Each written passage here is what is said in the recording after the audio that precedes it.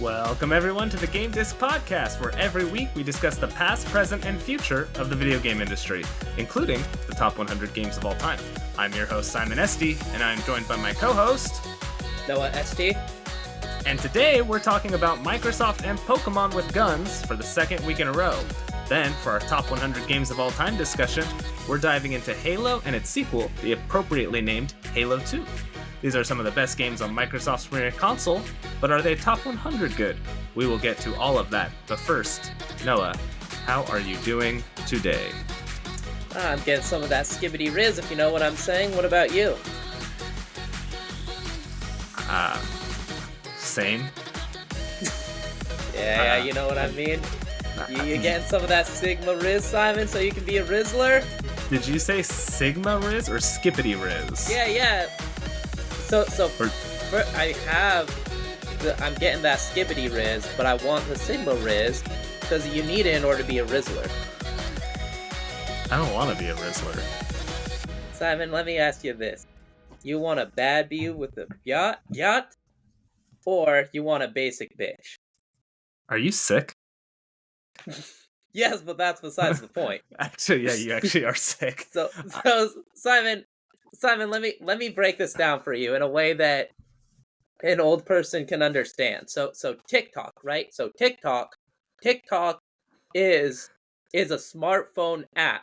So okay, I'm gonna stop TV, you right there. You watch I TV don't know where this is going, but I feel like what you have been saying might be problematic, and I don't know why, but I don't trust it to not get us in trouble. That's safe generally. I'm doing fine, I think. I don't know. I don't even know anymore. I thought I was doing fine, and then I don't know what that was. So okay, well, I'll explain it to you in a different way. Podcasts are big on TikTok, and TikTok is frequented by Gen Alpha, so I'm trying to connect with the youth, Simon. We're just gonna get right into the news. I'm doing fine. This is, I think, the fourth week in a row where you've just fucked me up as soon as we start. I said Okay, so after the podcast last week, you were like, hey, you haven't asked me how I'm doing. I specifically said, how are you doing at the end of my Skibbity Riz. What about you, Simon? I just need you to be normal for the first, 2 minutes. That's all I need. Alright. It's been a long week, and I feel like this podcast is not gonna help. All right, let's just get right into it. Where do we start? I'm gonna be honest. I think we lost viewers. Well, probably, seeing as though it's me and one other person. Maybe it's just me now. All right. So once again, just like last week, Microsoft is kind of the big news story this week. But whereas last week it was a good week because of the developer direct, this week it's kind of for bad news. Microsoft has laid off 1,900 people from its Xbox division. That is roughly 9% of that entire division. A lot of the people let go were from Activision Blizzard King, and one of those people appears to be Mike Ibarra, who is the president of Blizzard. It didn't specifically say he was laid off, but he did announce he was leaving, which is a little strange timing. And then because of all these layoffs, it has also come out that Blizzard's survival game, which they announced, I think, a couple of years ago to try to get people to join the company to work on it, has also been canceled after it's been in development for 6 years. So this is just a lot. And a lot of people are kind of saying, oh, well, this is what happens when big companies consolidate. And I don't know if that's necessarily the right takeaway. It probably didn't help, but I don't see a world where Bobby Kotick is in charge of Activision Blizzard and he looks around and sees all these other big tech companies getting away with layoffs and he doesn't do the same. But what are you kind of thinking about this, Noah? How are you feeling about this? And I mean, I think that I actually disagree. I think that it is a big part of the merger. I think that Microsoft does need, like, Microsoft is now in debt because of the Activision merger, and I feel like that's kind of something that they're doing now. They are trimming some of that. Not trimming some of the fat, that's not correct, but they are cutting some of those people, especially if it's people that they themselves didn't put in. So I could see that being a major reason why. And of course, this is just not a good time for game developers. Constantly, we talked about, I feel like every week last year, we talked about, oh, and these many people got laid off. These many people got laid off. I think that a big thing was just COVID made a lot of, like, sales and stocks were really high during COVID for game companies, and now that's kind of lowering down. A lot of companies may have jumped the gun in hiring more people, and now that things are kind of settling down again, they have to start letting go of people. And I think that it's a shame. It's something we've talked about every week, but everybody's excited for when this slows down and we really don't need to hear about all these layoffs happening. Yeah. I pretty much agree with everything you said. The one thing I don't agree with is this being in response to the merger, because the other piece of kind of big Microsoft news was that the company also gained an evaluation of over $3 trillion, which is the first time a company has hit that since Apple. So Microsoft is now considered the most valuable company in the world. And so to me, they don't have to cut costs, right? They're the most valuable company in the world. Yeah. But they want to cut costs. And this is, I think, how you do it. And again, I think the reason this is happening, you did pretty much hit the nail on the head. COVID saw the video game industry experience unprecedented levels of growth. Companies always need to be growing. If they're not growing, then shareholders aren't happy. Well, guess what? Those unprecedented levels of growth were artificial. So we're still seeing growth in the industry, but it's not as sharp of an increase as some of these shareholders were expecting. And the easiest way to get that growth they wanted is by cutting people. So, and again, it is probably partly because of the ABK merger. I'm not saying that had no bearing. It for sure did. There was definitely some redundancies in the workforce at the Xbox division, but this same week, Riot also did a decently large amount of layoffs, which was kind of swept under the rug a little bit, I think, because of Microsoft's much larger set of layoffs. So this isn't a merger thing. This is just an industry thing that, like you said, Noah, we're all just hoping for the day that we get through this and we can just start enjoying games. And one of the ways we will be enjoying games this year is hopefully on the Switch 2, because we got some new Switch 2 leaks. These come from supply chain analysis. Analyst. It'd be analyst. A person who does analysis is an analyst, right? I sure hope so. If not, then I got to make a couple phone calls. So this is from the supply chain. God, I don't know why I can't do this. A supply chain analyst. It's because I wrote down analysis, so I keep wanting to say it. It's a supply chain analyst. What? Why? You know why you can't do it? Because you don't got that skibbity riz, Simon. Oh, shut up. You need the skibbity riz. This comes from supply chain analyst Hitoshi Hayase, who has said that Nintendo is going to launch a Switch 2 this year. It will be an LED screen, not an OLED, that is 8 inches, which is compared to the current Switch, which has a 7-inch OLED screen. I don't like this. I really like the Switch OLED. It will be hard for me to go back to the LCD screen. I like that it's a little bit bigger, especially because the original Switch had those nasty bezels.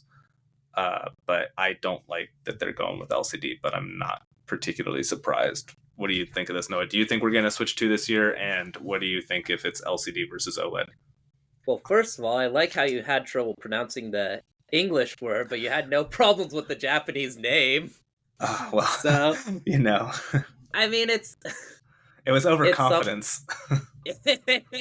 You're just like, I already messed this up. Word. I'm just gonna go. So, I mean, it's something that we see a lot in companies. I feel like it's you do something that maybe you take a step back, and then that way you can do it again and create money. Like, they released the Switch OLED, a lot of people probably liked it. So then the Switch 2 will come out, it'll be LCD, and then what'll happen, they'll make the Switch 2 OLED. It's something that sucks, but I don't think it's them being like, oh, this, let's just do this. I think it probably is, unfortunately, a bit nefarious.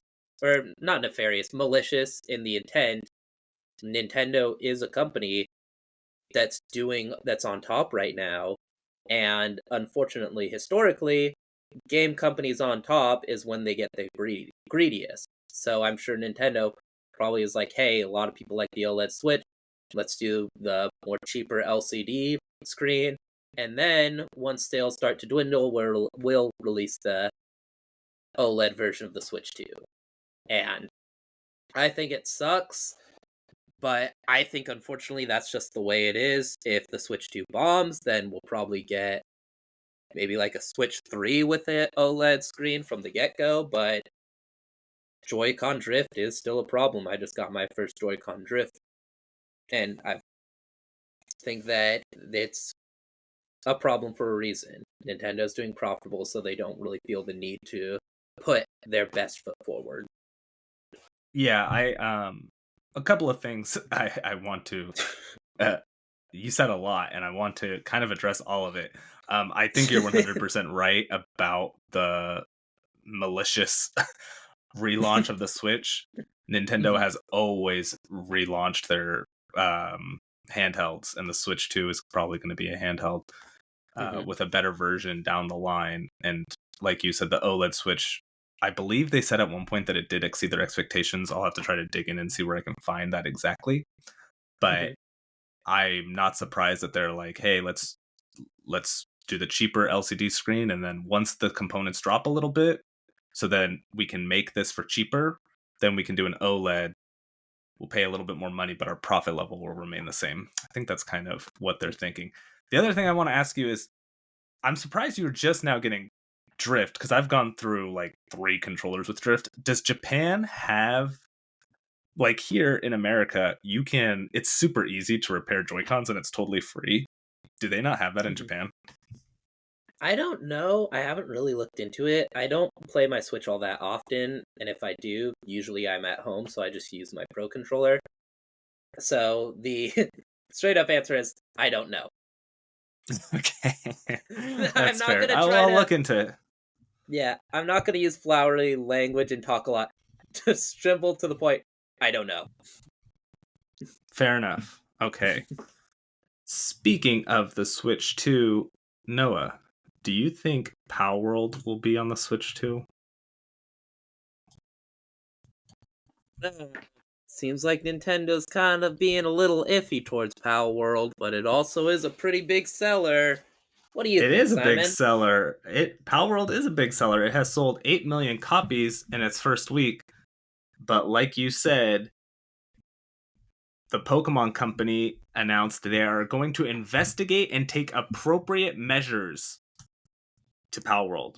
Basically, this is in response to all those people saying that this game is copying Pokemon, and more has come out. It seems like there might be some weird stuff going on. I'm not going to talk too much about that just because I haven't really dug into it, so I don't want to say one way or another. But the Pokemon Company did say they're going to investigate Pocket Pair and Palworld and take the appropriate measures depending on what they feel. Anything to say about this? There's not a whole lot to say. Yeah, so there's something that you mentioned that you're not really going to talk about. If it's what I think it is, then I will gladly talk about it. Okay. people have been accusing Palworld of possibly using AI to design its Pokemon. Oh, I I am actually hadn't not. heard that at all. Oh, you haven't? Oh, No. never mind. So that is a thing. I am not an AI expert, so I am not going to say that they are or aren't, but that is a criticism. There definitely are designs that seem very, very heavily inspired by Pokemon, and there are often designs that will take key features from both Pokemon. So I'm not going to say, oh, they're definitely doing AI, but a lot of their designs definitely do stem from taking two Pokemon designs and slapping them together. I also mentioned last week, I don't think Nintendo will sue because they heard about it, they've known about it, and they haven't. But I think that two things that change their mind is one, there are a lot of designs that are very egregious, and two, game is selling really well. Nintendo probably wants a share of that money. Well, to be clear, they haven't said that they are going to sue, and it's still unclear Mm-hmm. on if they can sue or not, if they have a Well, yeah. case. But Mm-hmm. they just said they were going to look into it, which was kind of, I think, their way of telling people to shut up. Like, hey, we know how to do our jobs. We don't need you telling us, which is kind of funny. Like Pokemon fans like trying to tattle on Palworld, like, Pokemon, look, Palworld's copying your designs. You need to do something. And the Pokemon company's like, we'll get to it when we want to. It's like, I'm sure that they're, yeah, they don't care, but, well, they do care, but they know how to do their jobs. If there's one thing Nintendo's good at, it's suing people, and they won't let an opportunity to sue pass by. And like you said, I feel like maybe they would have by now if they thought they had a case, and they haven't. So yeah, and I think another thing too is in the past, Nintendo is very lawsuit happy, but usually it's like a free fan game.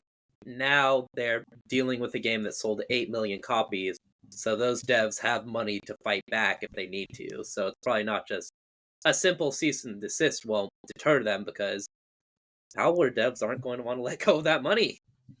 yeah, well, and the game's in early access too, which I don't know if they could just, like you said, maybe they can just send a cease and desist and say, hey, you got to change these designs, and Palworld can do that, and then they can come out with the full designs, and there you go. I don't know. I'm not a lawyer. I'm not a monster lawyer, so I don't know the specifics. Well, but that's why I went to law school university.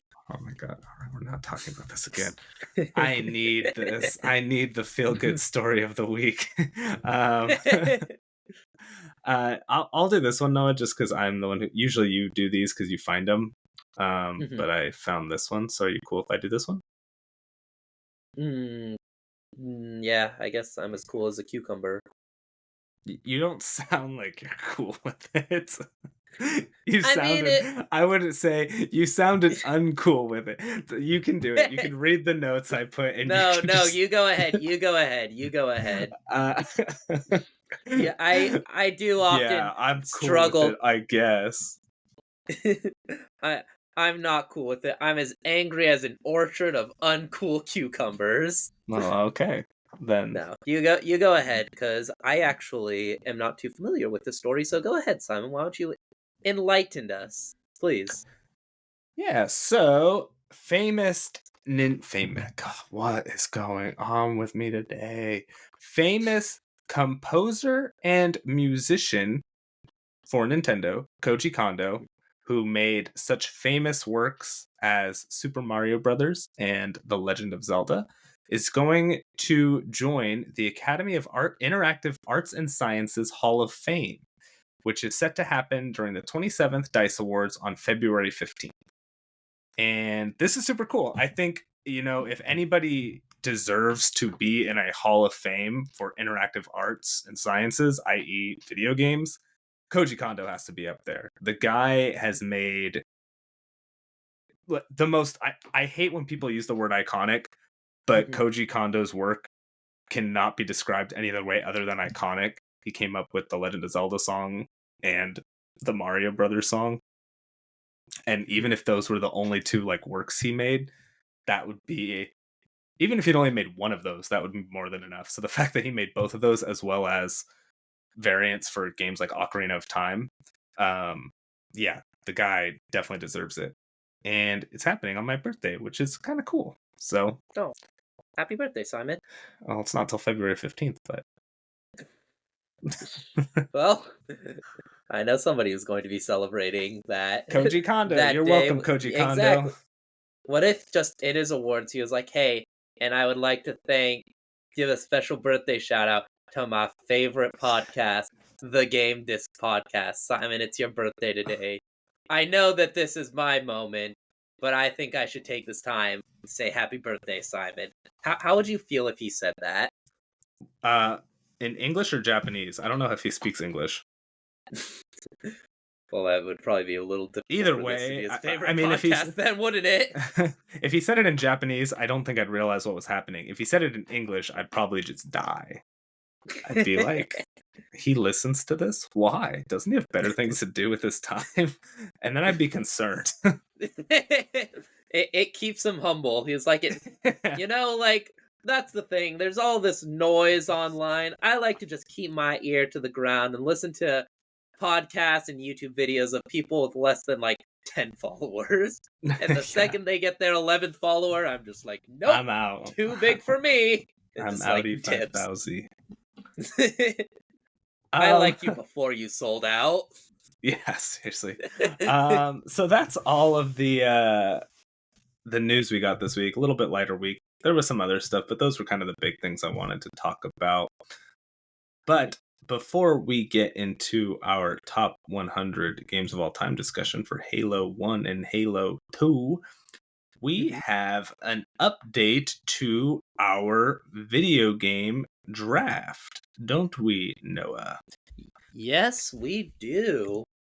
And I am purposely talking really slow because I'm trying to bring it up and it's not working, so never mind. Okay. So you and I, Noah, what game did you draft that came out this week? I drafted Tekken 8, which I also just bought. Oh, nice. So Tekken 8 did come out this week, and it is currently sitting. Oh. Oh yeah. You good? No, go ahead. Yeah, okay. You're good. Tekken 8 is currently sitting at a 90 on Metacritic.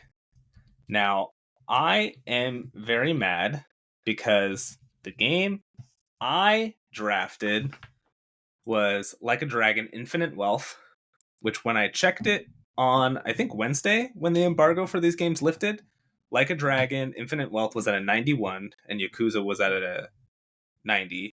And in these 2 days, Like a Dragon Infinite Wealth has dropped to an 89. Simon, you said Like a Dragon was at a 91, Yakuza was at a 90. Like a Dragon Infinite Wealth was at a 91, while Tekken 8 was at a 90. But in the 2 days since the embargo lifted, Like a Dragon has dropped to an 89, which sucks for me. At least I should probably look up. That's what they were at yesterday, but... Like a Dragon actually dropped to an 82. No, it didn't. I mean, you have no evidence that said otherwise. I mean, I don't, but I'm about to go onto Metacritic. Did you think I was going to take your word for it that the game dropped? Oh, shit, you're right. No, I'm kidding. It's still at an 89. Okay, so that being said... I paid Metacritic themselves to just change the website. Yeah. You got a job as a reviewer and just tanked it. So now... I've had 2 games come out. So my score is at a 175 for an average of 87.5. Noah, you've had 1 game come out and you're at a 90 with an average of a 90. So depending on how you look at it, you're kind of in the lead, but it could go either way. You've got a couple of things that, well, I guess really the only thing that I think of yours that won't come out is Metroid Prime. I think everything else...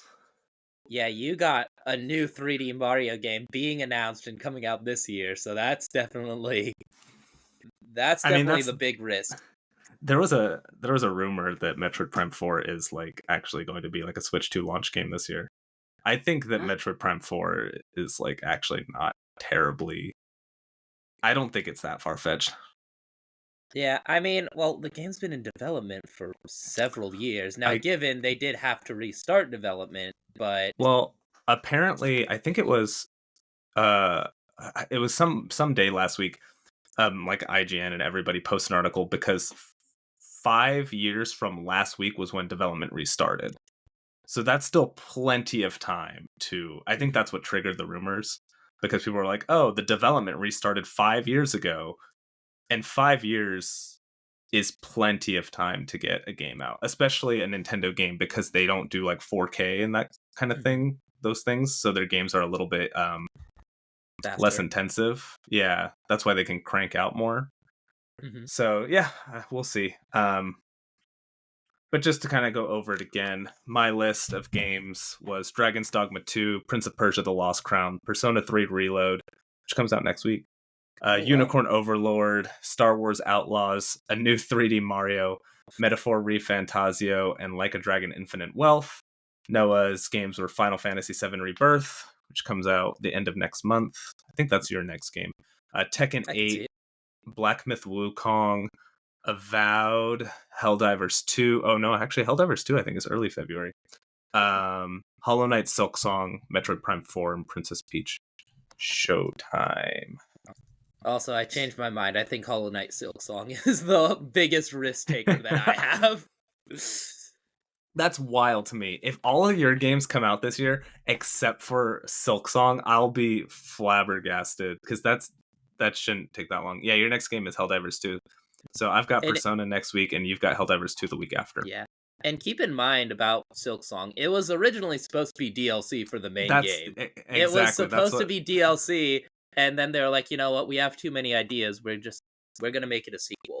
Well, what's even funnier is, I think 2 years ago, not last summer, but the summer before, I think, that was when Microsoft did their like summer show, where they said all these games you'll be playing in the next year, and Silksong was on that. Like, that's where Silksong was reannounced, and we haven't heard anything since.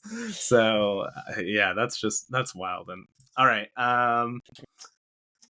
but we both get one drop, so I don't know why I decided to say that. I guess I just wanted to get that out there again, that we do get one drop just if one of our games for the audience come.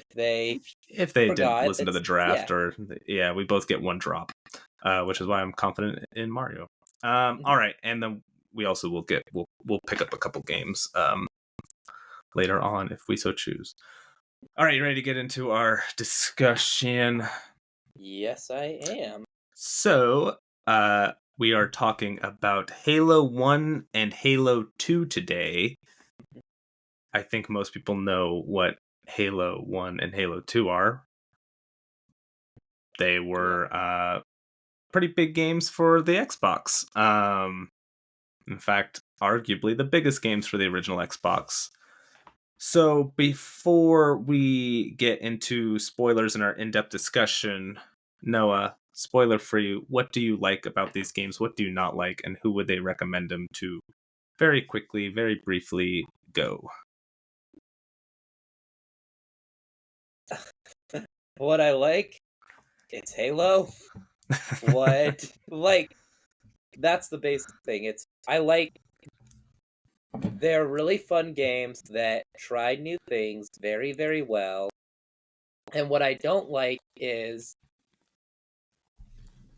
I believe Halo 2 has one, I can't recall it, but it seems like every Halo game has one level that's weaker than the others, so I'm sure that you will tell me what those levels are during this review, and I'll be like, yeah, that was it. So usually it deals with the Flood. Actually, I changed that. It always deals with the Flood. So, and I would recommend it to anybody just that wants a non-Call of Duty style first-person shooter. Yeah, fair enough. As for me, in Halo 1, I like the Magnum, and in Halo 2, I like the sword. And in Halo 1, I don't like the Flood.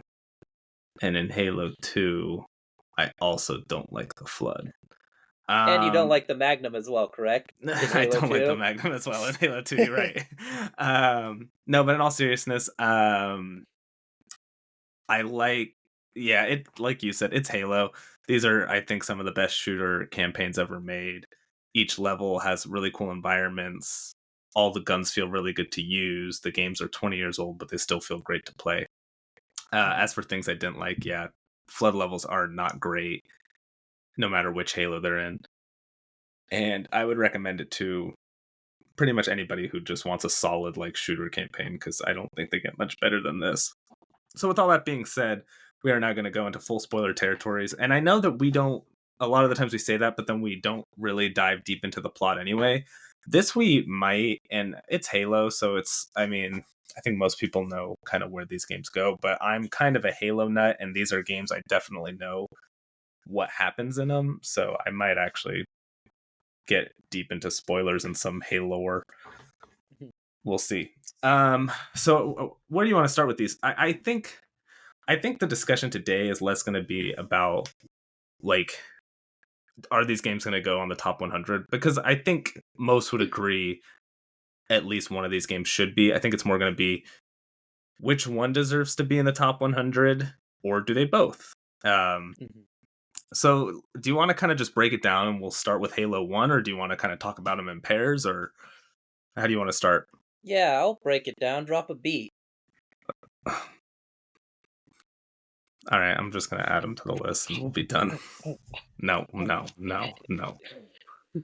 Nah, so I guess let's just start from the very, very beginning. First level in Halo 1. That is such a good level. Sorry to interrupt you. Yeah, no, no, don't apologize, because that is right. It is a good level. It's, you go, you're in the little machine thing, they're like, okay, look up, down, get used to it. And then aliens attack, you go and do it, you just walk around a bit, then you get your weapon and you're good to go. And first weapons they give you, Magnum and the assault rifle. Assault rifle, this is your machine gun. Magnum, this is the best weapon in the game. Yeah. And it's a really good level. It demonstrates everything very well. You only fight grunts and elites in the first level, right? I mean, yeah, there might be some jackals. Yeah, so for the most part, you fight grunts and elites, though. And it's like, these are grunts, these are kind of the basic enemies, here's the elites, they're the other basic enemies that aren't as common as grunts, but they're a little tougher. So it introduces everything, all the gameplay mechanics well, and it's a very condensed level. It's a spaceship, it's condensed, it's not small. Then you finish the level, you go on to the next level, which is just this massive. You go on to Halo, and it's just massive. You can see the sky, the environment is huge, which I think that is a great way that's what I was gonna say. Build off of the first level. Yeah, that's what I was gonna say. I think the first level does a really good job of getting you acquainted with everything. Like you said, the beginning of the game is literally how to aim, because at that point I don't think there were many games that use this control scheme. You know, there weren't first person shooters on console because they generally didn't work very well. Mm-hmm. And then on top of that, they give you the two weapons that you're going to probably use the most. They introduce the enemies and you just go. And then you crash land on Halo. And that moment when you like start that level, which I think is just called Halo, I could be wrong about that, and you look up and you see you're on the ring, it's still cool today. But then, like you said, the whole world opens up, and now you've got rockets and shotguns and ghosts and warthogs, and it is such a cool level where you've just got this squad and you're just going to these massive areas. And it's, like I said, it's a fantastic level. Even today, I don't think many modern games can touch those first couple levels in Halo. And the whole game, we don't have to go through every level one by one, but we could. But I think the whole game does a really good job of just every level, and this is between 1 and 2, every level introduces something new to keep you entertained. The level after it gives you all these cool vehicles, it pulls back a little bit, or is that the beach one? I think the next level is the beach one, and that's where it introduces hunters, which are like a new enemy type. And then the level after that is like a smaller level, where you get a sniper, and you have to play that level a little differently. And I don't think there's any vehicles in that one. I think the sniper level might be like the third, if I'm not mistaken. Is it? The Okay, nighttime then one, what's correct? yeah, is that, I was thinking it was the third, but then what's the level with here, I want to look up Halo Combat That's the thing about Evolves. Halo Combat Evolved. You, even if you don't remember when it is, you remember pretty much every level in the game. Yeah, so the first level's Pillar of Autumn. I know that one because it takes place on the Pillar of Autumn. Okay, and then the second level is Arriving on Halo, which we knew. And you were right. The third level is the sniper one, and that's the silent cartographer. I was thinking of the fourth level, which was Truth and Reconciliation, I think. Okay, that's the one with the hunters. Yeah, I like that one. That's the one where you're on the beach. It's kind of cool, and you fight the hunters. So, but yeah, kind of like what I was saying. It's just each level is pretty unique. We may not know exactly what order they occurred in, but for the most part, I could go through and tell you what each level was. Yeah, because, I mean, first level, very condensed. Second level, very open, which is something I forgot to mention that's really cool.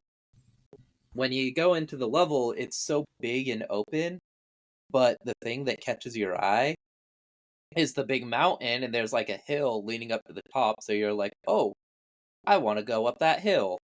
And I think it's just a really good map design that there's no signs pointing you like to go here, but the game subconsciously points you to this direction. Yeah, it's visual. I don't remember what visual.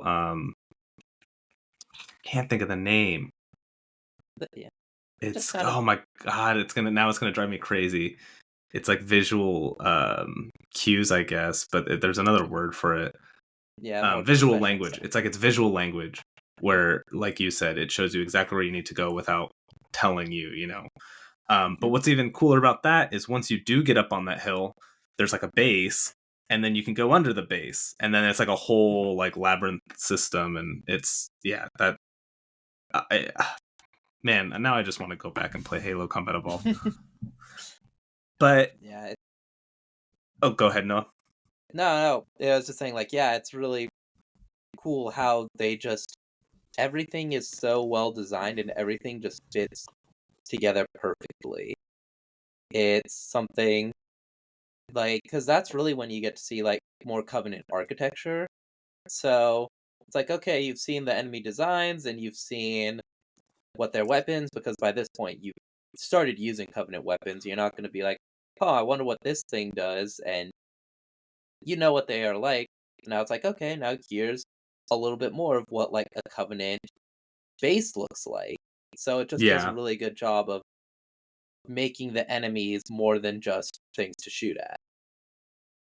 Yeah, I agree. And I know, and I mean, we've been talking all this time about just kind of the game itself and the levels, but we haven't even touched on how this was like the first game that, I guess I did briefly allude to it.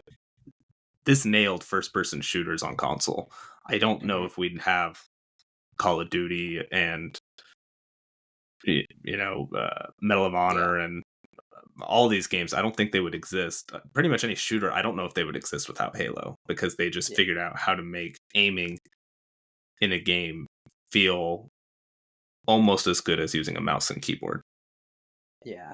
And I do believe that Medal of Honor did come out before Halo, but it was also a PlayStation 1 exclusive, so PlayStation 1 exclusive, which it wasn't as intuitive as exactly. And there were successful first-person shooters before Halo. Oh yeah, like GoldenEye. GoldenEye, of course, the big one. Doom, another big one. But those also were shooters that Doom, you don't aim at all. You just point and shoot. There's no up or down. It's just wherever you're looking, that's where you fire. GoldenEye has very heavy auto GoldenEye's aim. pretty similar. Yeah, and Quake was a big shooter, but that was mostly PC. It wasn't Halo. It wasn't a console game. So Halo was the first-person shooter that really tightened up the controls and made everything great. I think maybe I'm wrong. I think there was an Alien vs Predator game that had controls similar to Halo that came out before it, but I don't think they did a good enough job of introducing, giving a comfortable environment, because reviewers at the time were like, these controls feel weird. Well, I don't know how it really could have, because I guess it would have. The only way it could have is if it came out for like the PS1, because I think it was Jaguar, if I'm not mistaken. But did the Jaguar have dual sticks? I don't know. I know there's. I guess if it had like two. Maybe it was Alien 3. I know there was something with the aliens. But either way, there wasn't a. This was like, I'm pretty sure this was the first console game that used twin sticks to aim. Mm-hmm. Because I don't know how else another game could have, because as far as I know, yeah, Nintendo kind of put the Joy-Con on the N64, and then Sony was like, we'll put two, but no games really used the two until the PS2 and the Xbox came out around the same. I guess it could have been a PS2 game. Whatever, it doesn't matter. We're talking about Halo. Yeah. And pretty much every level in this game is so good, with like one exception. There's like one level that's kind of bad. I think it's called like the library or something. It's just a level where you're in a bunch of hallways. I think it is the first flood level. And there's a lot of backtracking. It gets really confusing. It's really easy to get lost. But that is such like a small part of this game that I don't really think it matters. Yeah. And it's one of those things. The level itself is not a long one. That is the best thing about. Really... Oh no, that's a long one. That's like that's if it's a level I'm thinking of, that's a long. It's a long. Oh really? Level. Oh man, yeah. Oh man, what level was I thinking of? Because I was thinking there's a flood level in a Halo game that it's bad, but it's also short. Yeah, there is. The level I'm thinking of, maybe it's not. Maybe it's two levels. There's one level where you have to fight your way through all these hallways, and then I think you get to the flood, and then you have to fight your way back. And that one's a little rough, but okay. But even in Halo 1, the flood aren't terrible. Even in Halo 2, I don't think they're terrible. I only really remember them in 3. They are still part of that lineage of throwing something else at you, and it's something that now you have to work and like figure out a way around. You can't just use the same strategies. The best strategy in Halo is plasma pistol fully charged, and then any human weapon. That doesn't work on the flood. You do have to adapt. And that's something else I really like about these games. You're always overwhelmed, but you never feel like the odds are impossible. Like when I'm playing this game, I do feel like Master Chief. Like you are running through, you're taking out guys super fast. You're running out of ammo, so you pick up whatever weapon happens to be at your feet and hope that you can do some damage with it. You can't. People talk about how the Magnum is overpowered, and it is, but you can't just rely on the Magnum the whole game, because you will run out of ammo and you'll have to adapt and you'll have to figure out another strategy to get through some of the more difficult parts. And maybe that's running and finding a rocket launcher to blow them up. Maybe that's getting in a Warthog or a Ghost or a sniper rifle. Like you can kind of tackle the game in whatever way you feel most comfortable, but also just whatever gun happens to be by your feet when you run out of ammo. Mm-hmm. Or maybe it's just a simple needler. Like there's nothing simple about the needler. Yeah, it doesn't have to be like a big power weapon. It could just be something simpler, like, oh, here's a needler. I'm gonna use that. And that was, and if I didn't make myself clear, that is what I meant. Like, I think my least favorite weapon in Halo is the plasma rifle. Like, I just don't think it's probably like the least useful weapon. But still, like, if I'm firing at guys and my gun runs out of ammo and there's a plasma rifle next to my feet, that's what I'm gonna pick up. Mm-hmm. And it's really cool how they differentiated the Covenant weapons from the human weapons. Most of the human weapons, of course, uses traditional ammo, whereas most of the Covenant weapons in Halo 1 uses like an overheat system, like a plasma pistol, plasma rifle, use an overheat system. Needler does use some Traditional. traditional, traditional ammunition, but most of them do use an overheat system, which is really cool how it differentiates itself from the human weapon. Yeah, they've just got their own kind of strengths and weaknesses, and they feel very different. And kind of like I said, they have different uses, but everything's kind of useful. You can find a use for it. So we've been talking about Halo 1 mostly. Let's just get into Halo 2. Halo 2 kind of gets a bad rap in terms of its campaign, but I think its campaign is still pretty good. There's some pretty good levels. It has a very similar opening to Halo 1 in terms of you're on like a military. This time you're not on a ship, you're at like a base in the Covenant attack, but it's the same kind of thing. Yeah. Where you're in a military installation basically. And those first couple levels where you are playing as the chief are all really good. The Arbiter levels aren't quite as fun, mostly because you're kind of relying on plasma weapons, which I don't think I'm a huge fan of. But it's still kind of one thing I was thinking about when I was realized this was going to be our topic is how like few weapons there were in Halo 1. Like there wasn't a mid-range gun at all, except for I guess I don't know what the heck that was. What was that? I don't know what that was. What the heck? Batman took a shelf dive and landed on a plate of cat food. I have no idea. That was weird. Wait, hold on. What happened? I have a Batman figure and it just fell.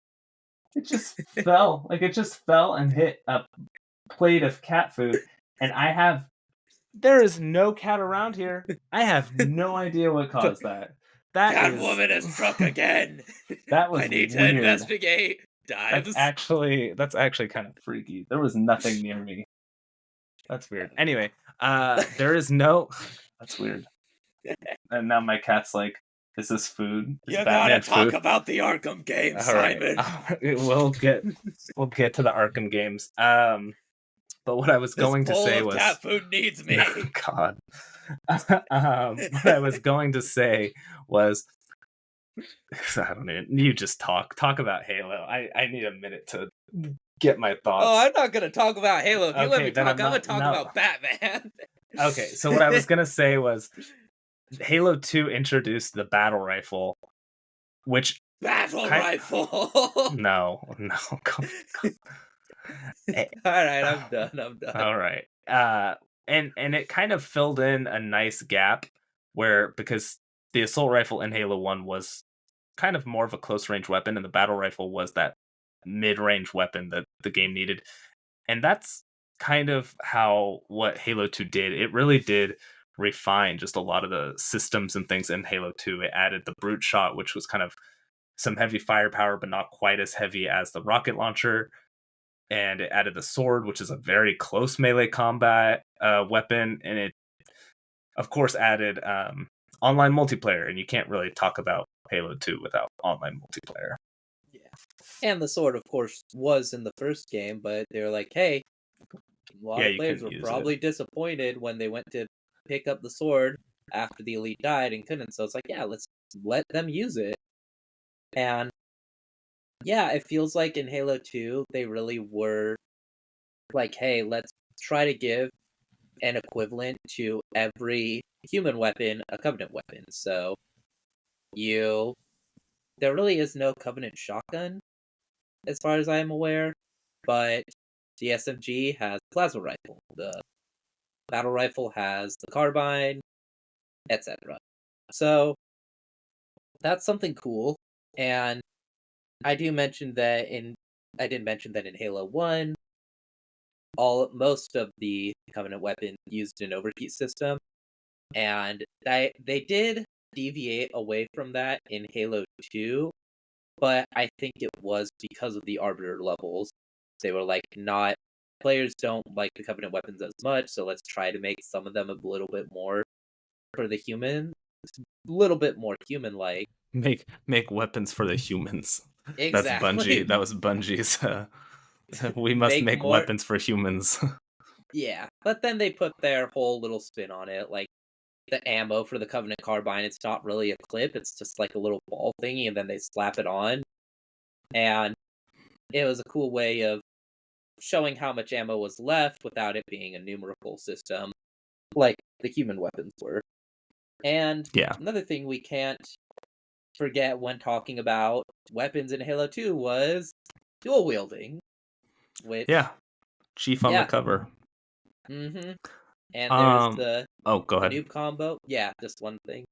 The noob combo of a fully charged plasma pistol, use it, and then use SMG or a human weapon to just quickly kill everybody.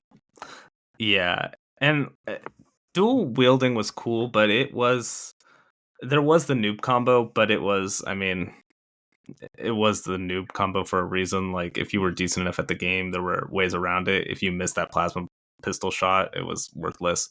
And that was kind of dual wielding in general. It was not. It was a cool idea, but generally you wanted to use grenades, and dual wielding did take that away from you. So, but I think, again, I kind of alluded to this earlier. The big contribution of Halo 2 was the online multiplayer, and if Halo 1 kind of created the first-person shooter for consoles, Halo 2 created the online first-person shooter for consoles, because there wasn't anything else, and definitely not anything that did it as well. Kind of in conjunction with Xbox Live, and maybe that's why Halo 2 isn't as fondly remembered as Halo 1, because it did have a weaker campaign, and its contributions don't seem as important because now every game has multiplayer. But I think that does kind of discredit not discredit it. I don't know what the word I'm thinking for is. It's essentially, it was so innovative that now it seems mediocre because everything else copied it. Yeah, like, you just can't really think about a time before. Like, I mean, remember during the 360 era where every game had online multiplayer? You just can't think about like that being an important thing because every game has it now. Yeah, and I feel like another thing too was Halo 3 came out that expanded upon Halo 2's multiplayer, but it also had a very good campaign as well. So that's kind of also why Halo 2 gets forgotten about a little, because people, obviously, they remember Halo 1, first in the series, incredible campaign, and they remember Halo 3 because of how much fun they had with the multiplayer, because it did expand upon Halo 2's as well. Yeah, but I agree. It is kind of like the forgotten child in the middle, because I think it is, of those three, I think it does have the weakest campaign, but I still think it did have the best multiplayer. Those maps, Ascension and Lockout, and not Beaver Creek. Oh God, I can't remember the other one. The one with the big Ferris wheel in the middle. Oh yeah. Zanzibar, maybe Zanzibar. Yeah. Those are all just those are all just fantastic maps. Yeah, and in Halo 3, they brought back a lot of those maps too, which I think just goes to show how well designed they were. Yeah, and I think the ones that weren't the Halo 2 maps weren't as good. Like, when I think about Halo 3, I generally I can only remember like one Halo 3 map off the top of my head. Which one? The I don't even remember what it's called. It was kind of like Lockout, where there was a big like little like Coliseum thing in the middle that people would fight in, and then there was two sides, and there was like a spiral staircase going up the side, and then there was like a bottom area too that you could get underneath, and there was a hammer. I remember Rat's Nest, and I remember Valhalla, but Valhalla was Valhalla was a cool map. Yeah, Valhalla, I feel like Valhalla was the Halo 3 map. But I think Valhalla was a Halo 3 map. That was a cool map. That was a really cool map. Yeah. So, and then I guess we've kind of touched on most gameplay wise. These are games hold up incredibly well. They still feel great to play. music's pretty good. The Halo theme, not a whole lot to say about that either, but the Halo theme is iconic. The kind of monk singing and the yes. Yeah, it's all pretty great. And real quick, kind of on topic, kind of off topic. Remember how on the Xbox 360 version of Guitar Hero, they announced they were going to put the Halo theme in, and everybody got super excited. And then on the PS3 version, they announced they were going to do the God of War theme. People were like, okay. I actually didn't know that because I have the Xbox version, so Well, I just knew that the Halo theme was coming, and I played it all the time. I didn't realize PlayStation got the God of War theme. Yeah, PlayStation got the God of War theme, and it was just people were like, at least I'm pretty sure it did. People are just kind of like, okay, like that's cool, I guess. Like, because yeah, it was one of those things where it was like the God of War 2 theme. They put it on Guitar Hero 3, and people were just like, okay, I mean, I guess that's cool. Yeah, Yeah. nope, it looks like it was. Huh, that's wild. The other thing I kind of want to mention is the story. It is like a first person shooter, but maybe it's just because this hit at the right time for me, but this was a game that I just got like really into the world. I think it is a cool world, and I like the idea of you kind of being like a lone soldier in this fight that you are just the odds are stacked against you, because that's Halo. The humanity's losing like the entire series basically. And Chief is kind of their best chance, but he's still not great. Like he's still just one guy. So but I like, and I think that that's maybe why Halo 2 isn't as remembered as well, because it did go a little off the rails. It kind of it added a lot of lore to the series, but it also complicated things. Like things like Gravemind are still just weird. Yeah. But go ahead. Yeah, which to be fair, I feel like that is kind of a thing with the sequel, because the first game was very simplistic because it has to be. It introduced you to the world, and then in the sequel, that's when you really kind of start getting more into the story. So yeah, and there are good parts in 2. I like some of the lore. I like kind of seeing the Covenant like structure and how they live, and because the whole Arbiter's whole thing was he was in charge of the installation of Halo, and he failed because it was destroyed. So he's basically now seen as like he's basically sent on a suicide mission because he failed, and so that's like his punishment. And then of course you've got the introduction of the Brutes, who are this like new class, and you kind of get to see that hierarchy. So it is cool, but I think it's definitely told in a sort of confusing and not as clear way, whereas the first one is just, we're stuck on this planet, we want to get off, and it ends with them blowing it up. Yeah. But I would say for that reason, the storyline in 2 is a little better because 1 is so simplistic. And I also think it was cool how one of the major plot points in 2 was that the Brutes replaced the Elites as the main guard, and the Brutes were a little tougher than the Elites. In Halo 3, of course, they were about the same strength, but in Halo 2, they did up the difficulty when fighting them to show, like, hey, these guys are stronger than Elites. Yeah, they were, again, kind of like what we talked about, where this series has always been introducing new things to mix it up. The Brutes were just another aspect of that. Now you had these things that didn't have energy shields, but they didn't explode on one hit like the Flood. You had to pump them with some stuff to get them to go away. And we can't, of course, forget about the other new enemy that Halo 2 introduced, the drones. Oh yeah, they were fine. Everybody forgets about the drones. Yeah, they were whatever. They were just kind of, you just spray them. They were annoying. Now, real quick, there is something that I do want to make mention, because we're talking a lot, we're saying a lot of good things. We do have to say something that many people consider a big flaw in 2, which is the legendary difficulty of co-op has a feature that it's not common in Halo games, but of course I'm referring to the fact that in the legendary mode, if you or your player 2 dies, then you have to restart at the last checkpoint. Of course, in every other Halo game, one of you would die. It would say like you're not able to respawn. You're like player 1, player 2's in combat.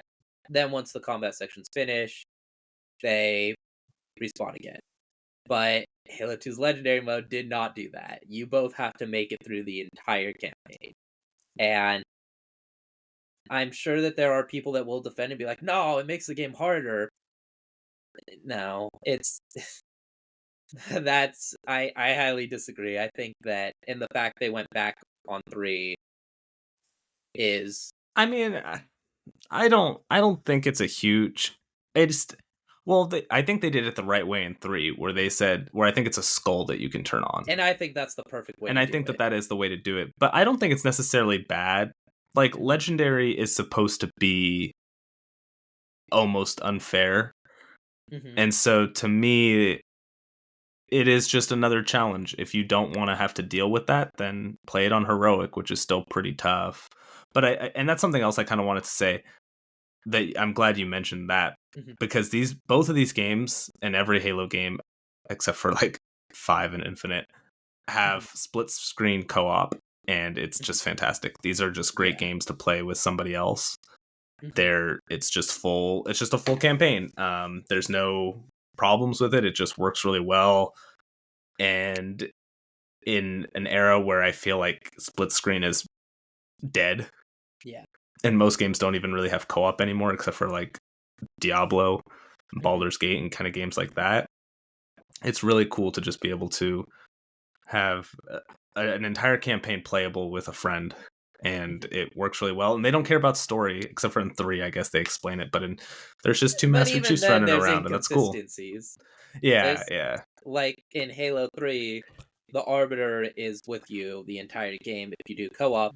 But in the Halo, one of the like big set pieces at the end of the worst level, like at some point in the game, you and Arbiter get separated, and then at the end of the worst level in 3, Arbiter comes back with a flamethrower. Yeah, whereas in the co-op, he is there with you at every moment. So there are some story inconsistencies. But I actually think if you play that level co-op, the Arbiter's not there at the end. Oh, that's interesting. I could be wrong. Yeah, but it's the fact that the Arbiter is still there when he's supposed to be separated in the story. Yeah, that's true. But yeah, I think that kind of wraps it up. No, was there anything else you want to say? Not really. No, I think that we've talked about everything. We didn't mention music too much. We briefly touched on it, but soundtrack is great. Halo theme is. I mean, it is iconic. I would say it's definitely one of the most iconic non-Nintendo themed, or non-Nintendo video game theme. I'd say probably the most iconic Western video game theme. I don't really consider the Mortal Kombat a video game theme, just because I feel like that wasn't from like the Mortal Kombat game. That was Halo is. It doesn't matter. Halo's more iconic than Mortal Kombat. If you look at I've heard the Mortal Kombat theme, right? Yeah, I've heard the Mortal Kombat, but it's not the same. Halo, I think you're right. Halo is definitely the biggest like Western theme, and I would say it might be like top 5 just themes period. If not, it's definitely top 10. Yeah, it's definitely top 10. Like, yeah, you pretty much got like Mario, Zelda, Final Fantasy's battle theme, Final Fantasy. I would argue One Winged Angel as well. So 2 Final Fantasy themes. Yeah, I'd say Wii Sports is also up there. Wii Sports is actually up there. Wii Sports is up there, especially in recent times. But yeah, I'd say it's definitely. Either way, it's iconic, and it's. Yeah. I think you're right. I think it's for sure the biggest Western theme. I'd also put God of War in there as well. Oh yeah. Oh, they were both on Guitar Hero. Exactly, and that's why, because they're so iconic. All right. So now Halo's making it on the list. Yes. Do you think both Halo 1 and Halo 2 are? I definitely do, but I would say it's difficult. This is difficult because it's like I would say Halo 1 is like top 10 game.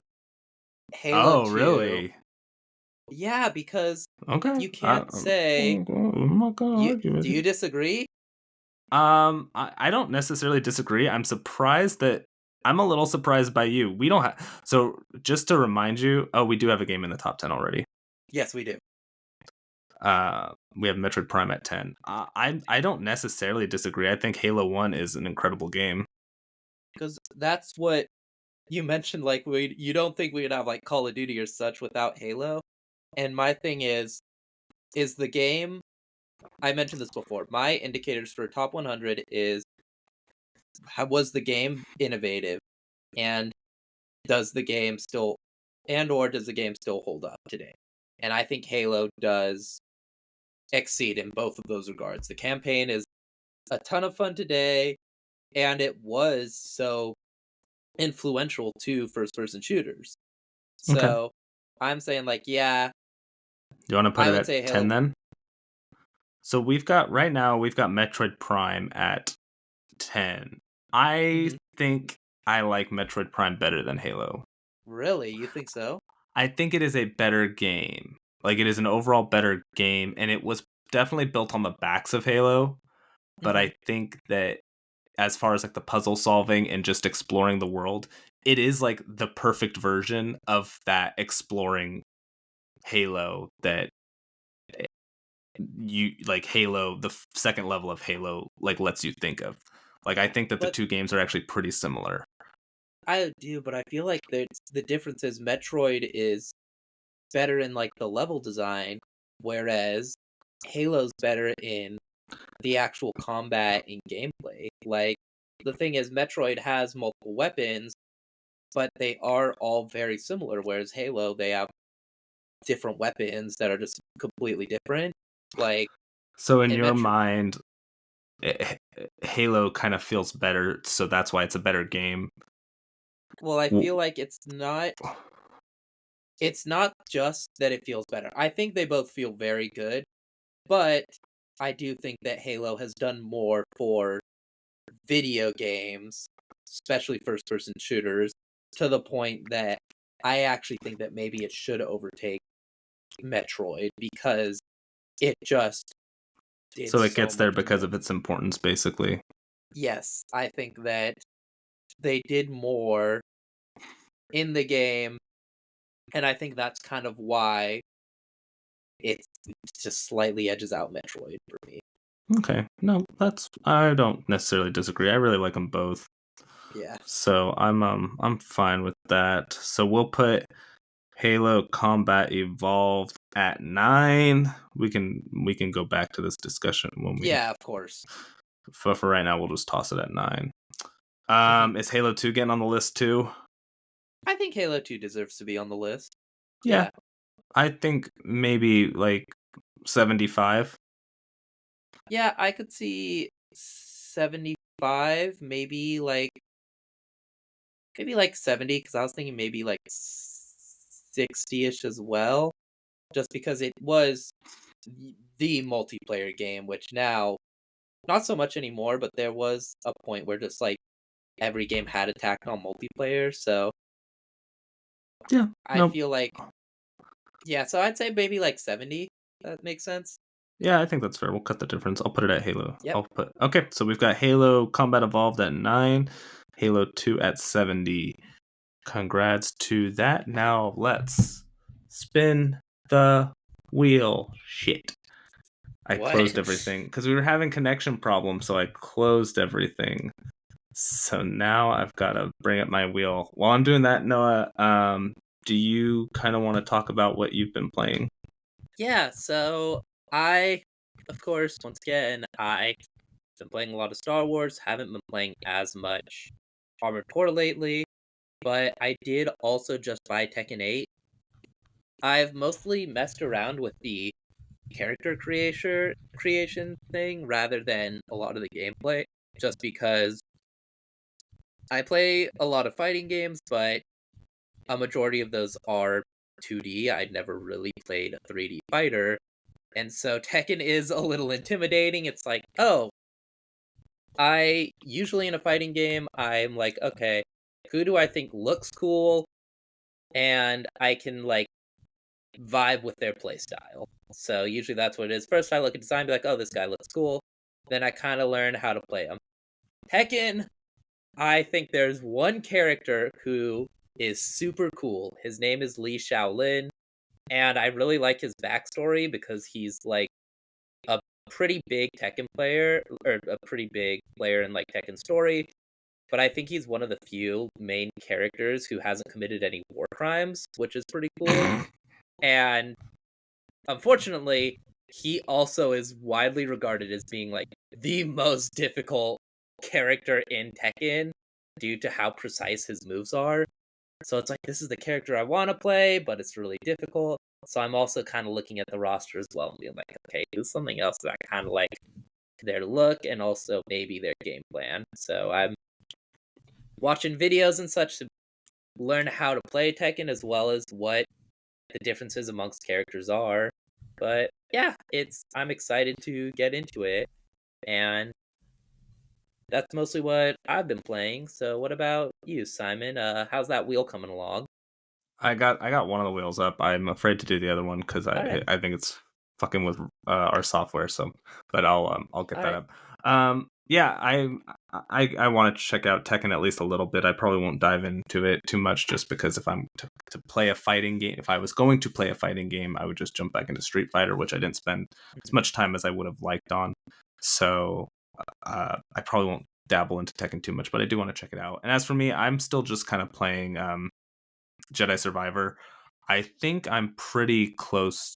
I think I'm close to the end. I don't know how close, but there's that one planet, Kobo, which is like your kind of hub planet, and it's massive. And I'm 80% done with that. Oh, So wow. I don't know if that means I'm like 80% done with the game. And I'm guessing I have like one more big level on Kobo. So I probably have a couple of smaller missions, but I'm still really enjoying it. I definitely will see it through to the end. And yeah, I don't have a whole lot to say about it. I've kind of been talking about it the last few weeks. It's a really good game. It's a really cool Star Wars game. I think it's up there with Knights of the Old Republic as some of the best Star Wars game, but even outside of just being a good Star Wars game, it's just a really good kind of Metroidvania. So I definitely still recommend it. Yeah. Yeah. We And don't with get that, many AAA Metroidvanias, do we? no, we do not. Most of the time, I think because they're side scrollers. Yeah. But yeah, Yeah, it's really we don't typically get too much. Hope maybe we'll get one this year with Metroid Prime 4. Who knows? All right, I'm clicking the wheel. Alrighty then. That's boring, but okay.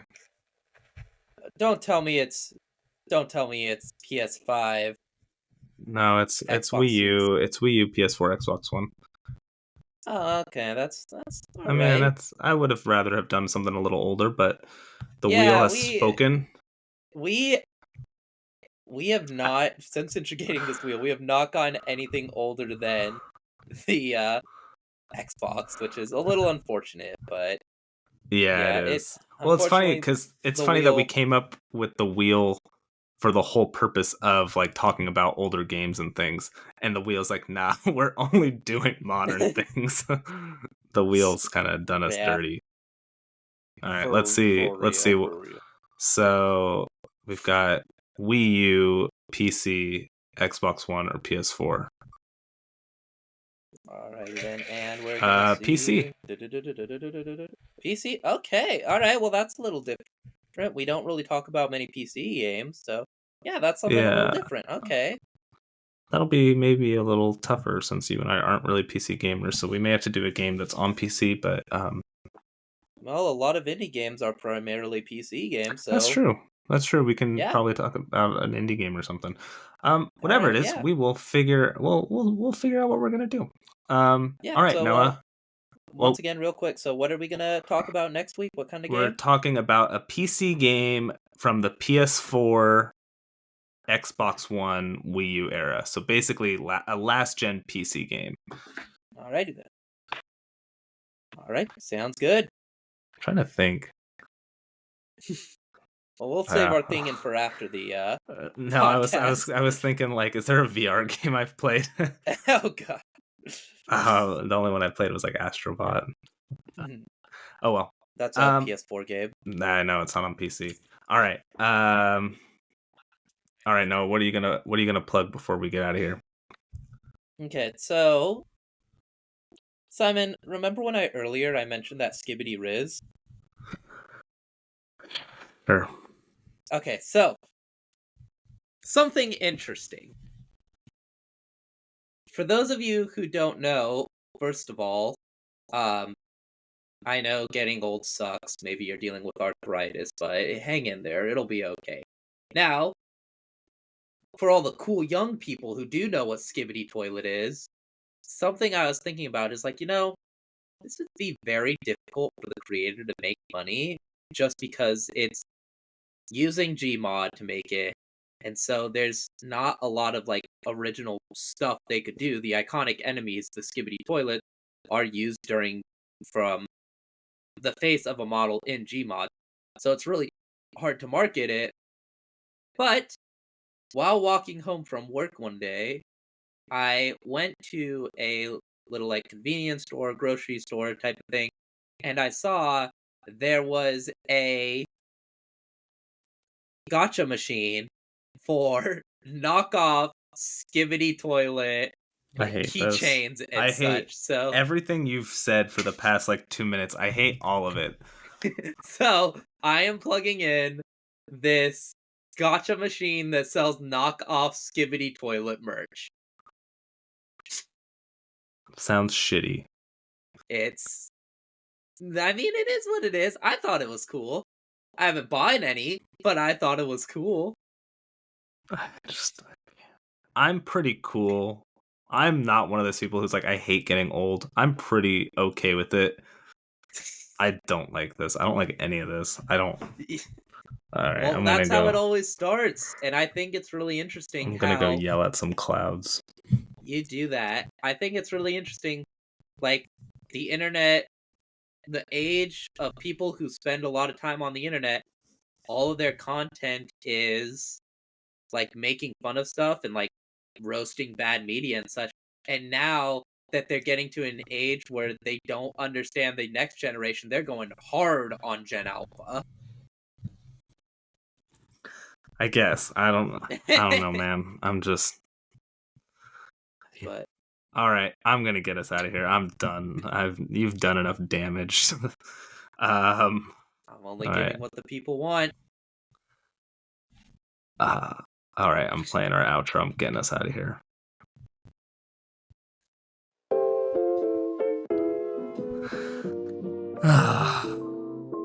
Thank you to Pecan Pie on Upbeat for our intro and outro songs. Thank you to Zach Robinson for our logo. Thank you to Gabrielle Este for our editing. And if you liked this, please follow or subscribe and consider leaving a rating and review so more people can find us. We're still trying to grow. You can find other episodes of this podcast on Spotify, Apple Podcast, and Google Podcast. And if you want to send us an email, you can do so at gamedisc.podcast@gmail.com, and we will read it on the air. You can send us questions, suggestions, or anything else you want us to talk about. We will see you all next week. We discuss a random PC game from last gen. And have a good night or day, whenever you listen to this. Enjoy whatever you're doing. If you're listening to us on a run, keep running. If you listen to us on a walk, keep walking. And if you're driving, don't get an accident. Goodbye. Bye. Robin, help. I'm stuck in the cat food still. No, he's not. I picked him up. He's good. I wanted to get into the mind of a criminal